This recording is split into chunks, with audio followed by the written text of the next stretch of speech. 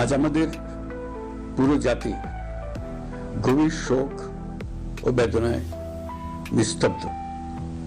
দেশের গণতান্ত্রিক রাজনীতির শীর্ষ নেত্রী, সাবেক প্রধানমন্ত্রী ও বিএনপি চেয়ারপারসন বেগম খালেদা জিয়া আর আমাদের মাঝে নেই। ইন্না লিল্লাহি ওয়া ইন্না ইলাইহি রাজিউন। বেগম খালেদা জিয়ার ইন্তেকালে আমরা গভীরভাবে শোকাহত ও মর্মাহত। তার মৃত্যুতে জাতি এক মহান অভিভাবককে হারিয়েছে।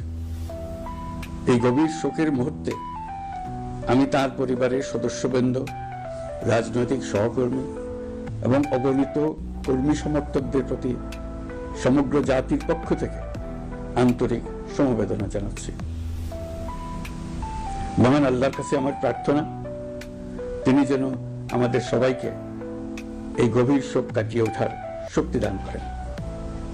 বেগম খালেদা জিয়া ছিলেন বাংলাদেশের রাজনীতিতে এক পরম মহিমান্বিত ব্যক্তিত্ব। গণতন্ত্র, বহুদলীয় রাজনৈতিক সংস্কৃতি এবং জনগণের অধিকার প্রতিষ্ঠার সংগ্রামে তার অসামান্য ভূমিকা ইতিহাসে অম্লান হয়ে থাকবে। স্বৈরাচার ও ফেসিবাদের বিরুদ্ধে তার আপসহীন নেতৃত্ব বারবার জাতিকে গণতন্ত্রহীন পরিস্থিতি থেকে উত্তরণের পথ দেখিয়েছে এবং মুক্তির প্রেরণা জুগিয়েছে। দেশ ও জাতির প্রতি তার সমুজ্জ্বল অবদান জাতি চিরকাল শ্রদ্ধার সাথে স্মরণ করবে।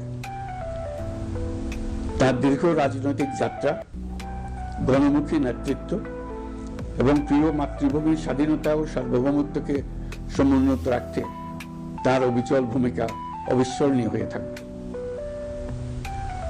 এমন একজন মহান দূরদর্শী ও নিখাদ দেশপ্রেমিক নেত্রীর শূন্যতা পূরণ হবার নয়।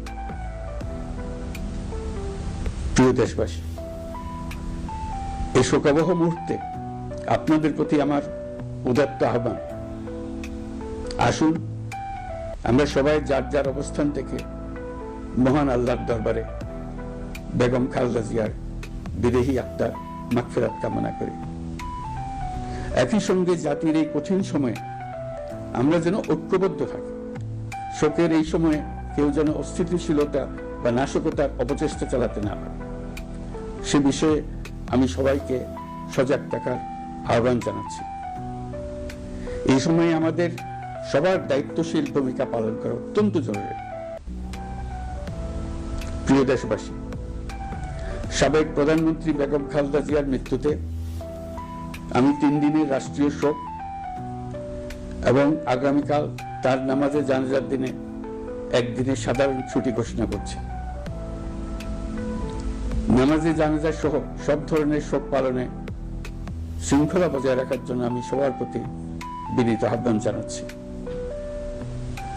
প্রিয় দেশবাসী, আমি জানি আপনারা সবাই এই সময়ে অনেক আবেগাপ্লুত।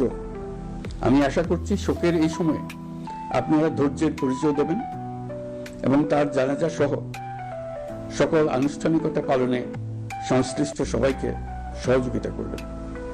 মহান আল্লাহ তাআলা আমাদের সকলকে ধৈর্য, শক্তি ও ঐক্যবদ্ধ থাকার ক্ষমতা দেন। আল্লাহ হাফেজ।